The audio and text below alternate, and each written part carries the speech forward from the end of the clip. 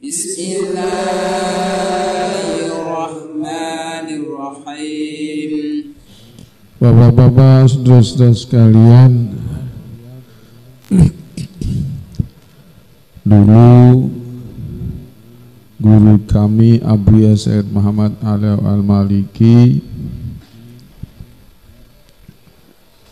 ya debatan dengan Wahabi,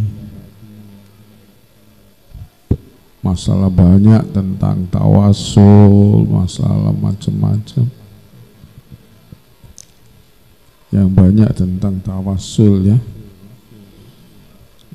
Jadi Abuya Sayyid Muhammad Alawi sering menerangkan kenapa kita hormat kelahiran Nabi Muhammad SAW, karena kita cinta. Umpamanya sampean orang tua, bapak diberitahu anaknya baru lahir, asalnya tidur, bangkit enggak? Tangi enggak? Tangi kan? Bahkan cepet-cepet ke sana. Kalau ada bapak diberitahu anaknya lahir kok masih kelemar-kelemar tidur aja, wah ini enggak syukur kepada Allah. Na'udzubillah min dzalik. Enggak sayang sama istrinya yang kesakitan ya. Enggak senang anaknya lahir. Setiap orang kalau senang, kaget, senang kaget mendapatkan nikmat itu pasti berdiri. Saudara-saudara sekalian, jadi guru saya sering berdebat itu dengan Wahabi dulu sebelum saya datang, waktu masih ada Ustadz Taifur Mawardi, Kiai Taifur Mawardi, Ki Abdul Muiz dari Bondowoso, itu waktu itu senior saya.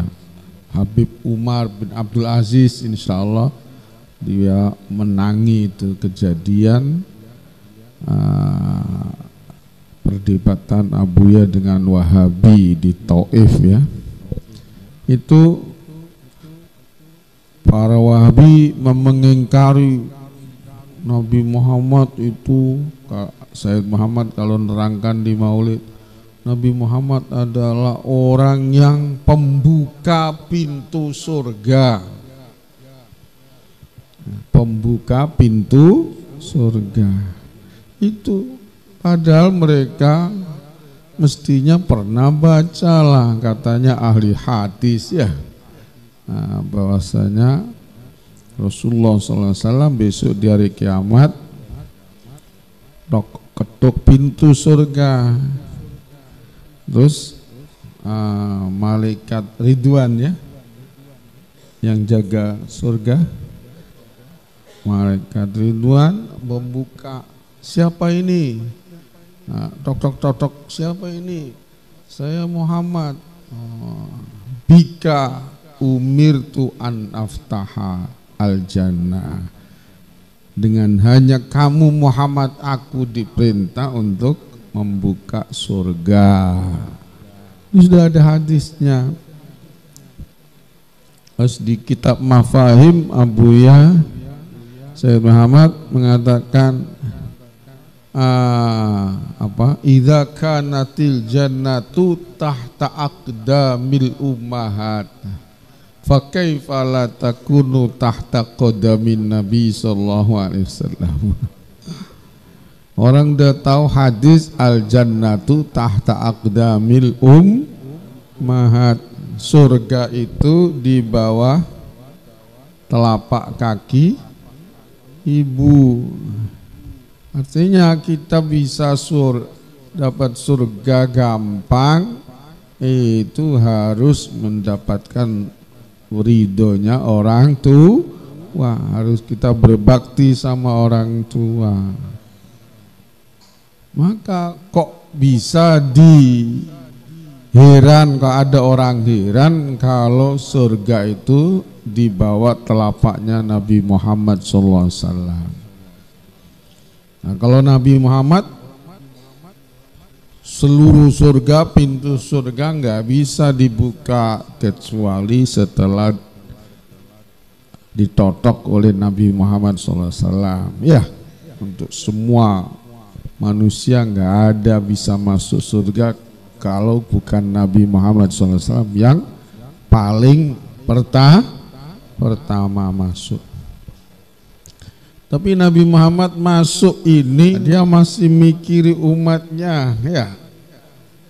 Kembali lagi ke mahsyar, kembali lagi ke mahsyar untuk memberi syafaat umatnya yang masih tertinggal di neraka. Alhamdulillah. Kalau ada yang bilang orang yang nggak seneng itu, kok nggak memperingati kenabiannya saja, kok kelahirannya, ya.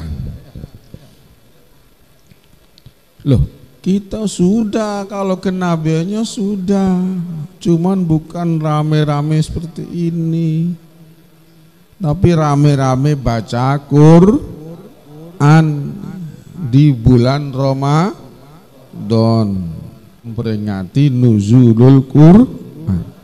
Nuzul Quran alias itu sudah memperingati. Alhamdulillah, alhamdulillah, kita sudah memperingati nuzul Quran kan, dengan membaca Al-Quran.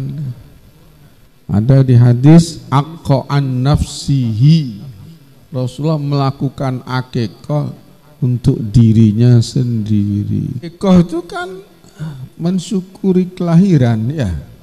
Berarti mensyukuri kelahiran Nabi Muhammad SAW ini dilakukan sendiri oleh Nabi Muhammad SAW. Cuman nggak diterangkan apakah bulan Rabiul Awal atau tidak, ya.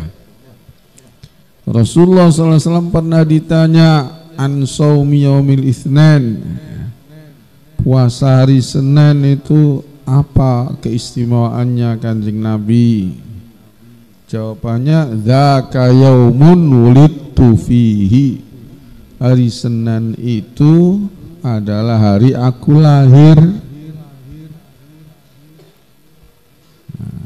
Jadi kelahiran Kanjeng Nabi Muhammad SAW itu hari Senin. Hijrahnya Kanjeng Nabi juga hari Senin.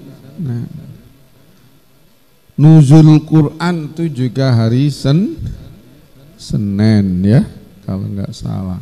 Semuanya hari Senin. Wow, tapi wafatnya juga hari Senin.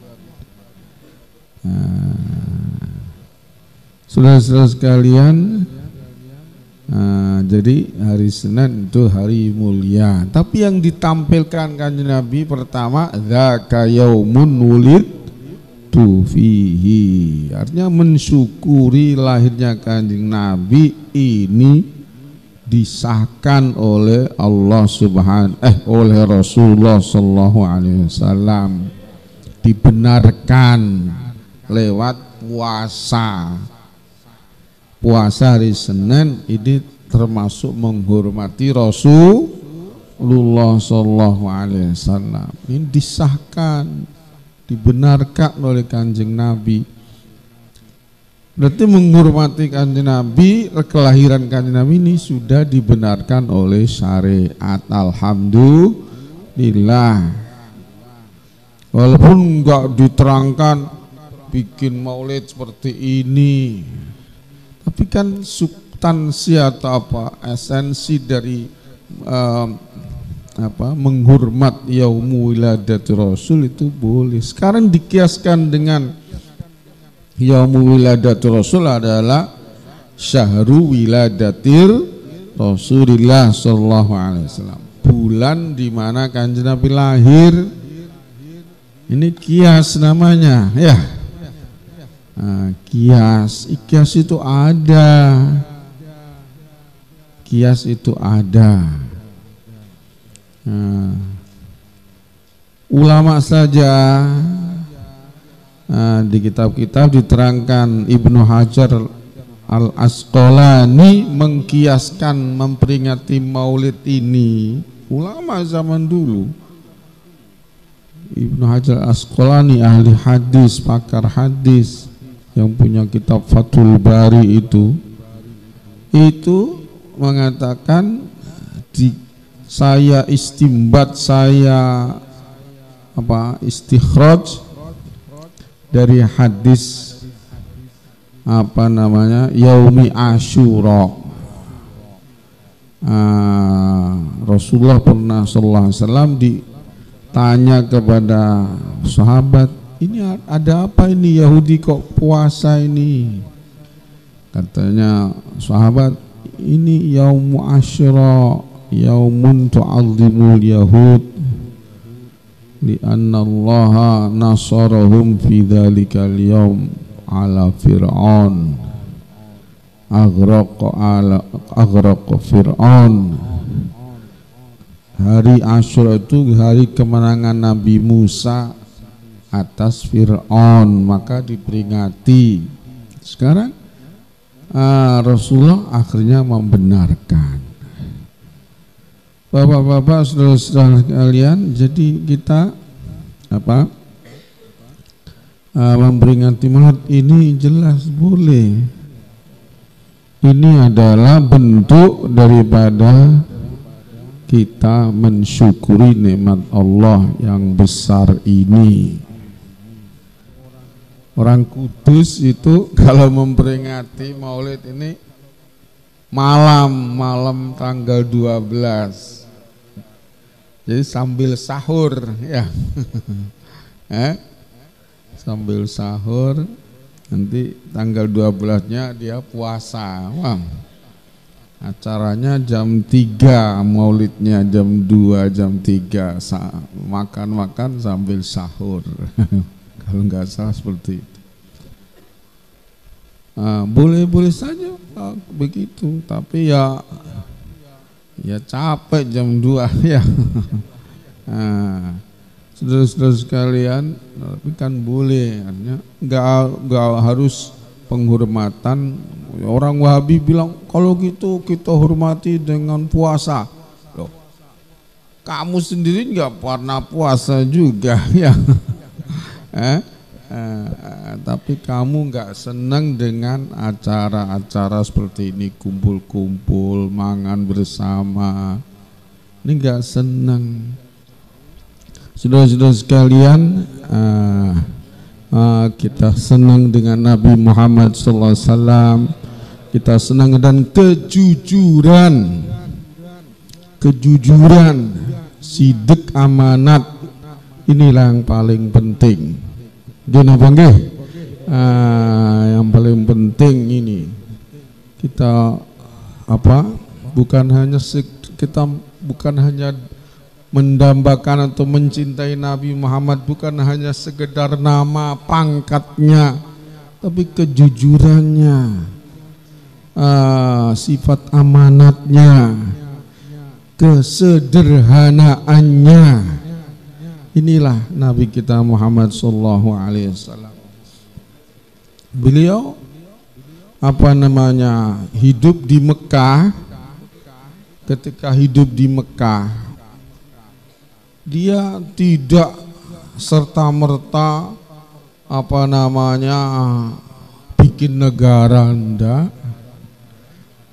Dia dianiaya oleh kufar Mekah. Dia tidak melawan dengan senjata, tidak. Karena Kanjeng Nabi Muhammad SAW di Mekah ini adalah merintis dakwah, merintis agama. Tapi kemudian Kanjeng Nabi mau dibunuh dan seterusnya, sahabatnya juga ditindas. Akhirnya Kanjeng Nabi menyuruh sahabatnya untuk hijrah ke Madinah, dan alhamdulillah di sana sudah ada yang iman, sebagian daripada Aus dan Khazraj menerima hijrahnya para sahabat. Mereka juga mengharapkan Nabi Muhammad SAW berhijrah, tapi Allah belum mengizinkan waktu itu. Jadi sahabat dulu, hijrahnya Kanjeng Nabi itu pas bulan Rabiul Awwal. Sahabat dulu yang hijrah, Kanjeng Nabi belakangan. Jadi kita memperingati Maulid ini, bulan Rabiul Awal ini, hakikatnya bukan hanya memperingati Maulidnya saja, tapi juga hijrahnya Nabi Muhammad SAW. Kanjeng Nabi hijrah itu bersama Abu Bakar As-Siddiq. Nah ini, makanya kita tetap ahli sunnah wal jamaah, jangan sampai membenci Sayyidina Abu Bakar As-Siddiq. Na'udzubillah min. Jangan sampai kita mendengarkan, apalagi menerima provokasi-provokasi orang Syiah bahwasanya Abu Bakar ini merampok khilafah dari Ahlul Bait, dari Sayyidina Ali. Ini provokasi, jelas batil ya. Awang ketika Abu Bakar melawan Musailimah Al-Kadzab atau Bani Hanifah setelah wafatnya Rasulullah SAW, karena Banu Hanifah ini bangsanya Musailimah Al-Kadzab ini tidak mau membayar zakat. Nah, apalagi ada yang mengaku nabi tadi, Musailimah, akhirnya diserang. Dan kemudian ada yang dapat ghanimah, ada ghanimah atau ada sabyu, ada tawanan perempuan. Nah ini diberikan oleh Abu Bakar As-Siddiq, diberikan kepada Sayyidina Ali.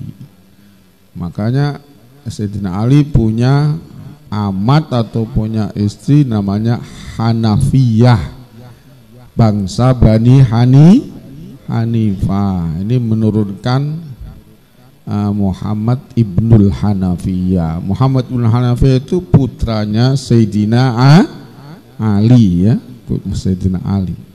Hadiah dari Abu Bakar As-Siddiq. Jadi hubungan Abu Bakar As-Siddiq dengan Ali ini sangat bagus sekali. Apalagi dengan Umar.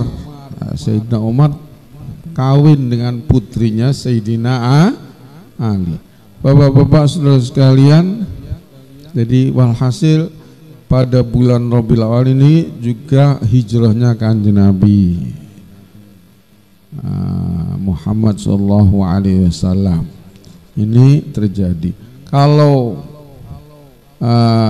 nuzul Quran atau nubuahnya diangkatnya Kanjeng Nabi ini pada bulan Ramadan, tanggal 17 Ramadan. Ini kalau kita sudah banyak baca Qur'annya, pasti kita sudah memperingati nuzul Quran dan peringatan keutusnya Nabi kita Muhammad SAW. Pada tanggal 17 Ramadan juga terjadi Fathu Makkah. 17 Ramadan juga terjadi Perang Badar, kemenangan gilang gemilang umat Islam terhadap kufar Makkah. Alhamdulillah. Jadi ini komplit ini Ramadan, Dzulqa'dah, ini Rabiul Awal, Rajab, ini peristiwa Isra Mi'rajnya Rasulullah sallallahu alaihi wasallam. Juga kelahiran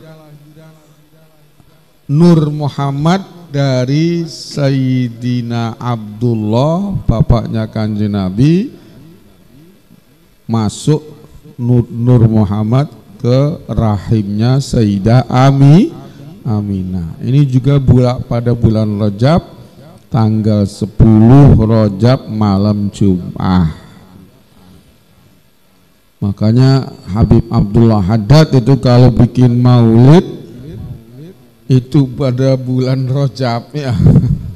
Ini bapak-bapak saudara sekalian, karena ini memperingati maulid, yakni khuruju Nur Muhammad sallallahu alaihi wasallam min abihi Abdullah ila rahimi ummihi as-sayyidah Aminah. Alhamdulillah.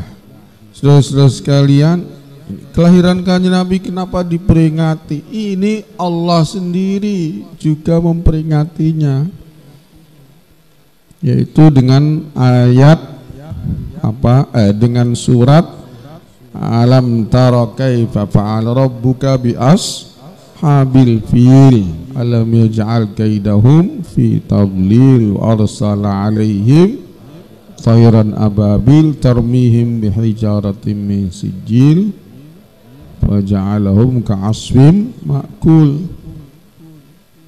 Ini kehancuran pasukan Abrah ini terjadi 50 hari sebelum lahirnya Rasulullah Shallallahu Alaihi Wasallam. Kalau ada raja mau menghancurkan Ka'bah, itu biasanya belum berangkat aja sudah stroke, sudah rusak badannya. Ya, itu cerita-ceritanya begitu di Arab. Tapi ini Abraha dilulu oleh Allah Subhanahu wa taala. Apa dilulu bahasa?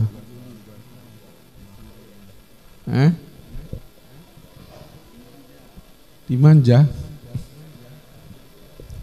dibiarkan dilulu, kan? Dimanja, ada yang bilang dibiarkan, dilulu oleh Allah, di istidraj bahasa ini Arabnya, dibikin lena, dibikin apa, dibiarkan nggak hancur. Tapi ketika mendekati Mekah dan akan lahir Kanjeng Nabi tadi, baru dihancurkan. Dia sebelum ketika berangkat dari Son'a Yaman itu nggak langsung, dia udah dilawan oleh Arab Yaman, sudah ada yang menghadang, tapi kalah semua. Dia menang Abraha itu. Abraha ini orang apa? Abraha ini orang Nasoro, orang Kristen. Padahal ini Kristen Habasyah, Kristen dari Ethiopia. Kristen Habasyah ini Kristen yang paling baik. Paling baik. Karena apa? Karena kitabnya masih agak orisinil. Kitabnya ya, kitab Injil yang ada di Habasyah ini masih orisinil. Masih bisa dicari tentang tauhidnya Allah Subhanahu wa taala. Tapi kalau yang di Romawi, di Turki, di Romawi, sudah semuanya muharraf, sudah dirubah naskah-naskahnya itu ya. Ini bapak-bapak saudara sekalian, Kanjeng Nabi pernah menyuruh sebagian sahabatnya untuk hijrah ke Habasyah, termasuk Ja'far bin Abi Thalib, pamannya misananya Rasulullah sallallahu alaihi wasallam, termasuk Utsman bin Affan juga ya. dan lain-lainnya. Orang Quraisy mengirim provokasi Raja Habasya untuk mengusir muslimin. Langsung Raja Habasya bilang, tidak keluar apa yang kamu sampaikan ini dengan kitab Injil ini sama dengan Injil kita ini, sama dari satu jendela, satu lentera. Maksudnya sama-sama kalamnya Allah Subhanahu wa taala. Berarti Nabi Isa di kitab Injilnya Raja Habasya berarti bukan anak Tuhan berarti, ya. Masih orisinil. Habasyah masih orisinil. Nah ini Abraha itu adalah orang asli Habasya. Istilahnya jadi gubernur lah. Jadi gubernurnya Raja Habasya. Raja Habasya sebelum Kanjeng Nabi tentunya. Ka'bah waktu itu dikelilingi banyak berhala. Kules atau Abraha tidak nyembah berhala. Secara orisinil, secara rasio mestinya Abraha ini menang. Karena melawan berhala, ya. Makanya dia tidak dihancurkan oleh Allah. Tapi kenapa kok mau ke Mekah, dekat Mekah dihancurkan? Ini di samping karena mulianya Ka'bah, Allah memperlihatkan kemuliaan Nabi kita Muhammad SAW. Karena akan direncanakan oleh Allah, proyek Allah, rencana Allah, yaitu Muhammad lahir di Makkah, hijrah ke Madinah. Kalau Abraha menang, nanti kan orang Mekah terusir, ya. Dan jelas, apalagi Ka'bah kalau hancur ini nggak mungkin juga. Kalau hancur mesti mereka akan pencar dan tidak akan di Mekah. Ini rencana Allah nanti gagal. Ini dengan Allah menghancurkan Abraha, ini rencana Allah terlaksana mulus, alhamdulillah. Berarti kita syukur. Dengan acara maulid ini kita ikut syukur mengenang nikmat besar kelahirannya Nabi Muhammad SAW. Kelahiran Kanjeng Nabi ini sudah akan dihalang-halangi oleh orang Yahudi. Ada yang pengen membunuh Nabi Muhammad SAW, mungkin pengen membunuh ibunya Kanjeng Nabi, tapi Allah Ta'ala menghalang-halangi. Ini banyak kalau baca sejarahnya, sirahnya Rasulullah SAW. Bapak-bapak, saudara-saudara sekalian, jadi kelahiran Kanjeng Nabi ini sangat besar, disebut oleh Allah Subhanahu wa Ta'ala. Setelah itu ada surat li'ila fi Quraisyin ila fihim rihlatash syita'i was-sayf falya'budu rabb hadzal baiti alladzi at'amahum min ju'in wa amanahum min khauf. Kenapa Quraisy kok mulianya seperti gitu? Dimanja oleh Allah Subhanahu wa Ta'ala. Kalau kota-kota yang lain selain Makkah, Madinah, selain itu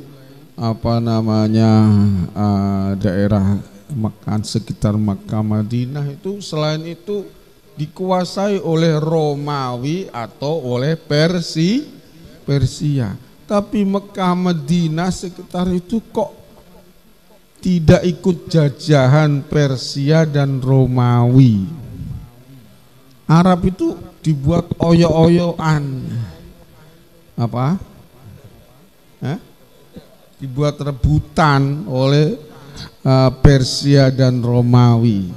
Biasanya Persia itu menjajah daerah Yaman, kalau Romawi menjajah daerah Syria. Ini liila fi Quraisyin ila fihim atas syita'i was-saif. Orang Quraisy, marganya Kanjeng Nabi, kabilahnya Kanjeng Nabi itu kalau musim soef, musim panas dia ke Yaman. Kalau musim syita dia ke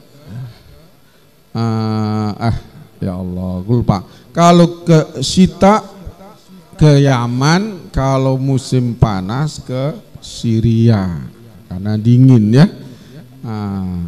Dengan amannya disebut di Quran falya'budu rabb hadzal baitil ladzi at'amahum min ju'in wa amanahum min khauf. Karena falya'budu itu sigotnya fi'il amr. Maka seharusnya Quraisy itu menyembah, bertauhid kepada Allah. Berarti apa? Kalau Allah sudah perintah, pasti ada yang mengamalkan dong. Walaupun 1-2. Berarti apa? Mbah-mbahnya Nabi Muhammad SAW, abjad-jadnya ini semuanya hakikatnya adalah menyembah kepada Allah. Walaupun kanan kirinya saudara-saudaranya ada yang menyembah berhala. Mereka Said Abdul Muttalib nggak pernah nyembah berhala. Sayyidah Aminah nggak pernah menyembah berhala. Jangan disangka semuanya nyembah berhala. Inilah namanya akidah ahli sunnah wal jamaah yang seneng muludan ya. Ada sekarang mengaku ahli sunnah wal jamaah yang nggak seneng muludan, senengannya bilang bapak ibunya Nabi Muhammad di neraka. Naudzubillah min dzalik. Wah. Ini ngaco ini ya. Bubarin maulid ini ya. Kita kadang dibilang bubarin pengajian, ini bubarin maulid ya. Naudzubillah min dzalik. Saudara-saudara sekalian, bubarin maulid berarti pengen umat Islam kosong, gampang dikristenkan. Naudzubillah min dzalik.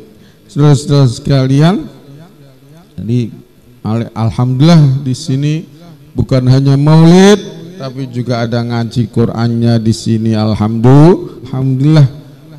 Ini alhamdulillah. Jadi kita nggak kosong, ya, nggak kosong.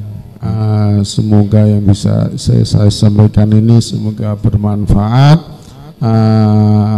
kepada kita semua, anak cucu kita, dan semua bangsa Indonesia agar